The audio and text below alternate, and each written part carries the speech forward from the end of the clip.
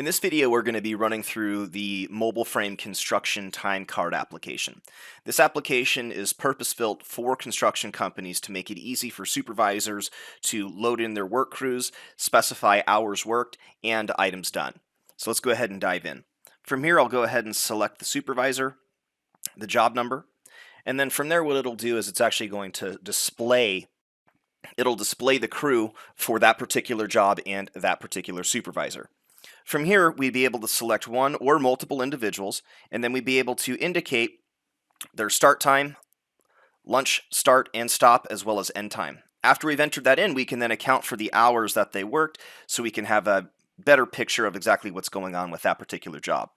So if I click on start time, I have this auto defaulted to just make it easy to put in some information here. This would, in a production environment, show the actual current date and time. So for this first user, I have a start time of 8, 1 hour lunch, end time of 5 for 8 hours of total time worked. And then from there, what I'll be able to do is I'll be able to go in and update and indicate exactly what I was doing during that 8 hours. From here, I could indicate that there's an hour of drive time, an hour of loading and unloading, 2 hours of locating services, etc. And you'll notice that it's telling us the total hours in the bottom right corner, the total detail, and the time difference, so the difference between what we've accounted for and what was on the time clock. So I'll go ahead and just finish this up. And then once we're done, when I click on save, it'll bring us back to the previous screen, and you'll notice that it updated with the exact items that we had worked on for that day. So as with everything inside of MobileFrame, this is configurable, so we can modify whatever those job operations are relative to your work crews, and that can be job specific as well. Next up, what I'll do is I'll just go in and fill out my daily progress sheet. Again, this is configurable based on your business. We can put in the aerial feet, bore feet, so basically just some unit descriptions of items worked, etc. And then we can add that to a list.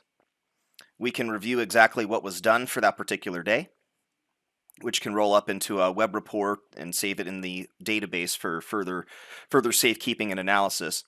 And then at the end, we can go through and fill out a brief questionnaire, identify if anybody was injured. Presumably, if you said that somebody was injured, then that would allow them to indicate who it was, what happened, and take any applicable notes. On the right-hand side, we have our job status. So if the job's in progress, it could auto-default to job in progress. If the job's in cleanup, we'd be able to identify that it's in cleanup. And again, this would be saved in the system and made available to anybody that you would like to have access to this information relative to this particular job, as well as percentage completed. At the end, you'd have the ability of collecting a signature for the foreman as well as the supervisor, and it will do a date and time stamp when you collect those signatures. And then at the end, if you'd like to, you can also take a picture of a work item, and then you can go ahead and save it. Upon saving it, it'll save and synchronize this information.